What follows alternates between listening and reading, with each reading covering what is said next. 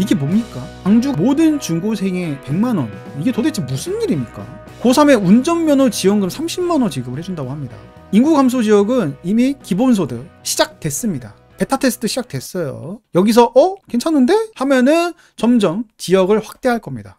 제일 재밌는 게 동학 농민운동 유족수당이 월 10만원. 월입니다. 월 10만원씩 꼬박꼬박 지급이 됩니다. 놀라지 마십시오. 취임 이제 고작 3개월입니다. 3개월. 더 늘어날 수 있다는 거예요. 네. 참으로 놀랐습니다. 대출을 해줘야 사람들이 그거 가지고 자산을 읽을 수가 있거든요. 대출 없으면 자산을 읽을 수가 없어요. 어떻게 월급만으로, 어떻게 저축만으로 자산가가 되겠습니까? 절대 불가능합니다. 레버리지가 있어야 돼. 사다리를 이용해야, 지렛대를 이용해야 내 자산이 점핑되는 거야. 근데 그걸 다 막아놓고 월 10만원, 월 4만원 이런 식으로 달래주고 있는 지금의 작태, 참으로 개탄스럽습니다. 100조 구체를 발행한다고 합니다. 100조. 국민들은 대출해주지 않으면서 정부는 대출을 무려 100조를 받습니다.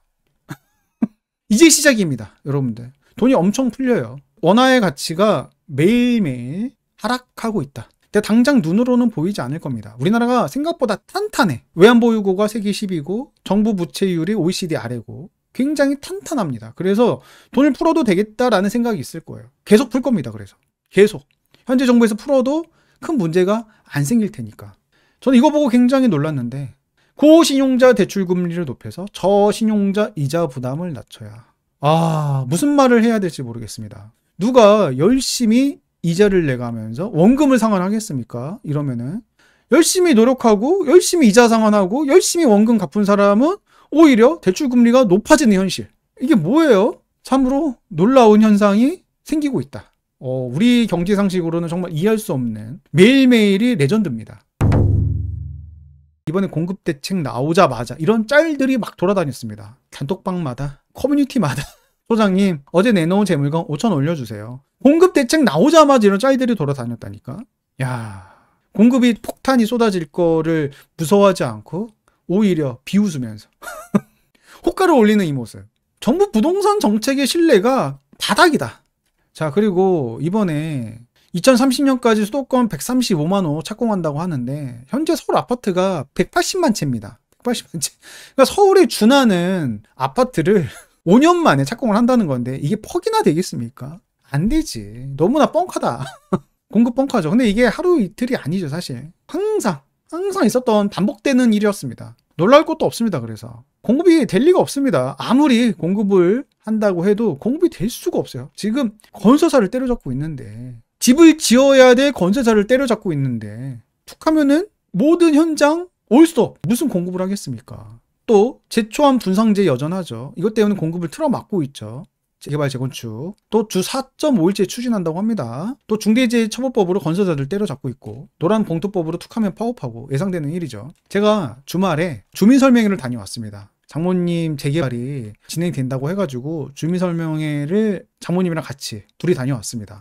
근데 거기서 정말 인상 깊은 이야기를 들었습니다. 한참 남았거든요, 착공까지. 그런데 벌써부터 주 4.5일제를 언급하고 그리고 노란봉투법을 언급하면서 공사비를 이 리스크를 감안해서 사업성을 분석해야 된다. 위원장님이 그렇게 브리핑을 하더라고요. 여기 대전이거든요. 대전인데 공사비를 거의 1200만 원을 잡아요. 평당 시공비를. 저는 이거 보고 반포인가? 압구정인가? 대전이에요. 그리고 이 1200만 원 잡으면서 했던 말이 되게 인상적이었는데 1200만 원을 잡고 사업성이 나오는 곳만 공급이 될 것이고 그곳만 살아남을 것이다 라고 말씀을 하시더라고요. 저도 정말 100% 공감을 했습니다. 아니 지금 평당 공사비가 1200을 잡는다니까 지방이? 놀랍지 않습니까? 아니 원가만 계산해도 이거 얼마인 거야 도대체. 자, 34평, 9평이죠. 34평이 계약 면적이 60평입니다. 그걸 1200 잡으면은 7억 2천입니다. 원가, 시공비 원가만 7억 2천입니다. 여기에 사업비 없고요. 토지비도 없어요. 그냥 시공비, 오로지 시공비 원가만 7억 2천이 들어가요. 어마무시하지 않습니까? 그래서 7억 2천 그 이상 분양가를 올려야 될 텐데 이거를 받아줄 수 있는 그런 지역 외에는 공급이 될 수가 없습니다. 그렇지 않겠습니까? 저는 주 4.5일제랑 중대재해처벌법 노란봉투법으로 시공비, 공사비 엄청나게 올라갈 거고 공사 기간은 현재 3년에서 4년이거든요. 저는 당연히 5년으로 늘어날 거다. 이렇게 예측합니다. 지금 당장 상계 신도시 착공을 한다고 해도 2030년에 입주해요. 2030년. 당장 지금 착공해도. 또 다주택자들 때려잡고 있죠. 대출까지 틀어막고 있죠. 핵심지 아니면 사줄 사람도 없어요. 이런데 무슨 공급을 하겠습니까? 사줄 사람이 있어야 공급을 하는데 사줄 사람이 없으면은 건설사들은 공급을 할 수가 없어요. 공급을 하는 순간 망하는데. 그렇잖아요. 핵심지는 실수요자가 살 수 있으니까 그나마 공급을 할 수가 있어요. 하지만 핵심지 아닌 지역들은 다주택자, 투자자들이 사주지 않으면은 미분양이야. 여러분들 청약홈 들어가가지고 하나하나 결과를 보세요. 정말 서울, 요지 아니면은 다 미분양이야. 건설사가 하루에 한 곳씩 망하고 있습니다. 역대급으로 건설사가 문을 닫고 있습니다. 더군다나 앞으로 공공택지는 100% 공공이 시행합니다. 공공 시행하면은 아파트 가격은 무조건 폭망이 될 수밖에 없어요. 사람들은 선호하지 않아요. 여러분들 앞으로 공공택지는 선호하지 않는 그런 아파트가 될 가능성이 굉장히 높습니다. 보십시오. 여기가 인천 청라인데 청라 휴먼시아 LH가 시행을 했습니다. 34평이 5억 3천입니다. 여기 역세권이거든요. 그리고 연식도 별 차이도 없어요. 호반 베르디움이랑. 근데 여기 6억 9천이야. 여기는 역세권도 아니거든요. 그런데 가격 차이가 어마무시하게 납니다. 자, 청주입니다. 청주 트릴로체가 33평이 3억 7천 정도밖에 안 돼요. 그런데 힐디사인 같은 경우는 32평이 4억 3,500입니다. 입지는 오히려 여기가 더 좋아요. 천이 흐르고 있고 학교들 모여 있고 그리고 주변으로 다 재개발이 이루어지고 있거든요. 그럼 여기가 더 미래가치가 있는데도 불구하고 가격이 더 쌉니다. 힐디사인보다. 부동산 사장님들도 이걸 잘 이해를 못해. 여기가 더 좋은데. 왜냐하면 여기가 LH라서 그래요. 하지만 같은 신축인데 그런데도 불구하고 가격이 그만큼 격차가 생기고 있습니다.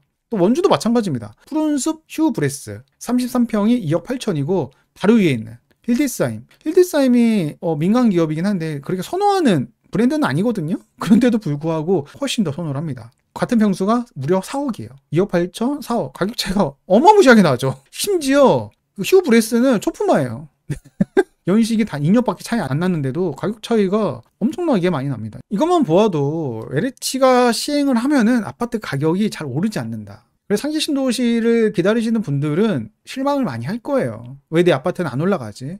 이러한 생각을 가지게 될 겁니다. 그나마 다행인 거는 상기 신도시 가운데 2019년 1차로 지정된 왕숙, 교산, 계양, 창릉, 대장지구는 여기는 토지 보상이 마무리가 됐습니다. 그래서 민간에게 토지를 분양해가지고 다행히 민간 시행입니다. 하지만 광명시흥지구, 의왕, 금포, 안산지구, 또 화성 진암, 화성 봉당, 그리고 인천 구월지구 같은 경우는 공공이 시행을 해요.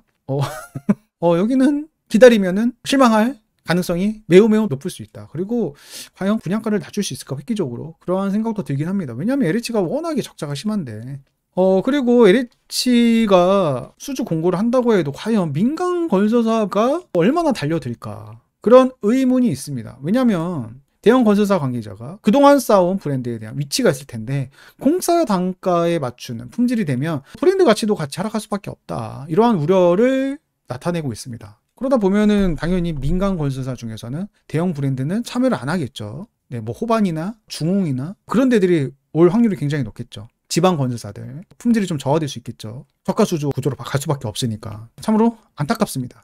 그리고 사람들 LH 간판을 달지 않아도 인간 본성상 귀신같이 LH인지 알아요. 모를 수가 없습니다. 그리고 공공임대 비율도 높기 때문에 가격이 많이 올라갈 수가 없어요. 그러니까 강남인데도 불구하고 세곡 내곡 지구 한번 보십시오. 여기는 10억대 아직도. 길 건너 개포 같은 경우는 30억 40억 이런데 여기는 아직도 15억 16억 이렇습니다. 근거리 있는데도 불구하고 안 올라요. 우면동 같은 데 보면 가격이 안 오른다니까. 임대 비율이 굉장히 높기 때문에 안 올라요. 사람들은 급을 정말 철저하게 나눕니다. 철저하게 나눠. 인간의 본성이야. 어쩔 수가 없어. 그래서 상기 신도시를 내가 기다리고 있다? 한번 깊이 생각해 볼 필요가 있습니다. 분양가가 과연 생각보다 비쌀 수 있고 오르기도 어려울 수 있다.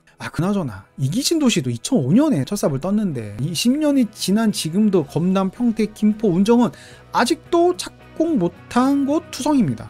근데 무슨 여기서 3기 신도시가 이야기가 나오는 것도 참 웃기긴 해요. 2기 신도시나 빨리 착공했으면 좋겠습니다. 그렇지 않습니까?